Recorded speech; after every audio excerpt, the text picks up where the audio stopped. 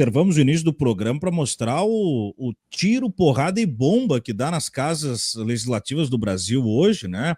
Lindenberg e Gilvan Federal na Câmara, depois a Soraya Tronic pedindo prisão de depoente na Comissão das Betes, numa sala ao lado lá na Câmara Federal ainda a CCJ do Glauber. É um dia bastante, enfim, conturbado aí para a política brasileira, né, doutor e professor Pedro Serrano? O mundo está translocado, né? Assim, não sei.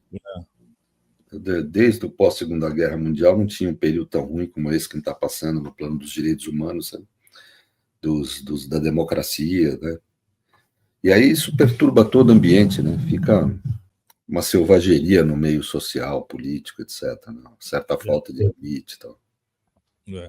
Complicado. Aí, um dos outros pontos também que chega em matéria ao final da manhã de hoje, ao início da tarde, na verdade, Bolsonaro indicou as testemunhas da ação da trama golpista, né? O documento foi entregue à corte nesta segunda-feira, que passou, né? E aí tem a publicidade dos nomes. A defesa do Bolsonaro já havia indicado 13 nomes em março, e agora completa a lista, né? E que tem, entre alguns nomes, o Tarcísio de Freitas, o Hamilton Mourão, o Ciro Nogueira, o Rogério Marinho, o Eduardo Pazuello, o ex-ministro do Turismo também, o Gilson Machado. Me chama a atenção também aqui a presença do Batista Júnior, ex-comandante da Aeronáutica, do Júlio César de Arruda, ex-comandante do Exército, e do Freire Gomes também, ex-comandante do Exército. Algo chama atenção, algo se destaca neste momento em que o Bolsonaro traz as suas testemunhas, o arco desses 15 nomes, professor? Não, normal, é uma lista. Eu não vi inteira a lista, mas é normal, tem que trazer mesmo, faz parte do direito de defesa dele. Certamente, eu creio que uma boa parte dessas testemunhas será para depor quanto à honorabilidade dele, dar depoimentos pessoais contra a pessoa, isso é comuníssimo no processo penal, né? São os testemunhos quanto à pessoa, quanto à honra, quanto à honestidade da pessoa, etc. Tal. E outras vão falar sobre fatos, né? Sobre fatos que ocorreram. Então, são as mais importantes, né? Mas é um direito da defesa, não tem nada de fora do normal isso, assim.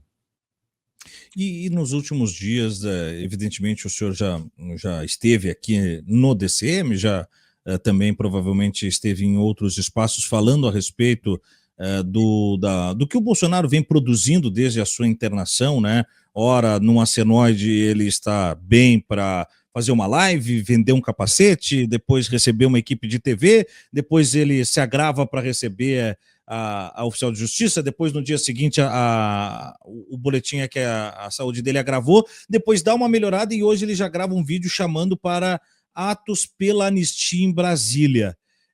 O quanto esse ferrolho, né, do Bolsonaro no hospital atrapalha, não só sob a perspectiva política, mas sob a perspectiva jurídica, uma vez, professor, que se colocou em questionamento também a condição real de ele ser notificado e intimado lá.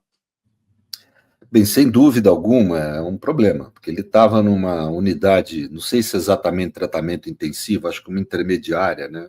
De semi-intensivo, algo do gênero, acho que é isso, eu não me recordo com exatidão. Mas, de qualquer forma, é um sinal de que ele tinha uma gravidade considerável. Eu acho que para o judiciário ter mandado intimado, mesmo ele tendo feito live, se ele recebeu visitas, fez live, etc., tal, foi um erro do hospital, que tem que ser apurado pelos órgãos da Anvisa e que controla esse tipo de atividade, e punido quem deixou, isso é uma coisa. Outra coisa é intimá-lo. Intimá-lo só poderia ter havido intimação se fosse consultado um médico. Entrou algum som aí.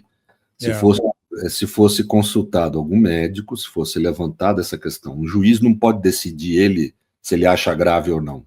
Isso é um imenso erro. É um tratamento desumano da pessoa e não é assim que se deve proceder com ninguém. E eu falei a mesma coisa quando o Lula teve um problema semelhante, como estava preso.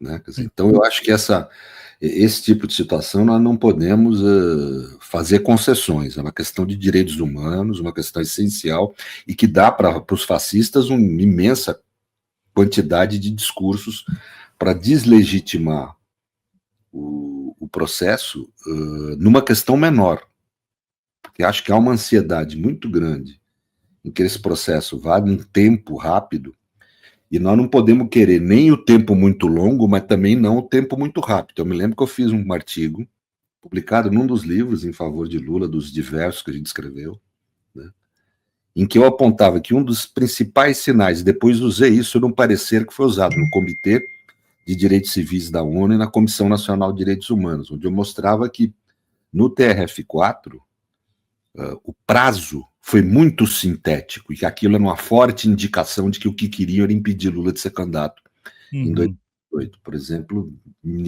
desembargador durante 6 dias para analisar o processo, etc. Então, nós temos que ter muita cautela com isso. O prazo tem que ser o prazo ótimo do direito. O Bolsonaro não pode receber intimação agora, receba daqui a 15 dias. Isso não é um grande problema. Né? Isso não... mas ele está enrolando, acha que ele está, vamos dizer, usando de uma chicana para não ser intimado. O judiciário tem consultores médicos. Consulte um médico. Deixa o médico olhar a ficha médica dele, verificar. Né? É assim que se deve proceder com qualquer um. Né? Então, eu acho que ali, esse tipo de atitude do Supremo, eu fico muito preocupado, porque eu acho que tem que se ter noção da historicidade, do quanto esse caso é importante historicamente, que ele seja bem conduzido para gerar resultado válido, resultado legítimo, que não venha depois a ser revisto, impugnado. Né? Então eu acho que é isso. Eu acho que então esse foi uma decisão ruim. Em geral, tenho defendido muito as atitudes do Supremo. Você tem acompanhado isso, Thiago? E, obviamente, há um desejo ideológico que não tem nada de jurídico ou técnico de desqualificar as decisões do Supremo. E isso é natural, é da defesa, é o que a gente tem que esperar. Né? Uma coisa é quando a defesa usa desse tipo de instrumento de desqualificação. Não tem que se dar bola para isso, isso não deslegitima o processo. Outra coisa é quando o Supremo eventualmente erra. Vão haver erros. São seres humanos julgando. Mas a cada erro é papel nosso da área jurídica apontar onde houve equívoco, porque ele não se repita, para que se tome cautela. Né? Esse erro não comprometeu a legitimidade do processo. De jeito nenhum. Ele fez uma live no dia anterior, ele acabou recebendo intimação sem problema nenhum, não teve nenhum dano à sua saúde. Portanto, não vejo de forma nenhuma algo que o comprometa a legitimidade do processo, mas é bom ter cautela nisso.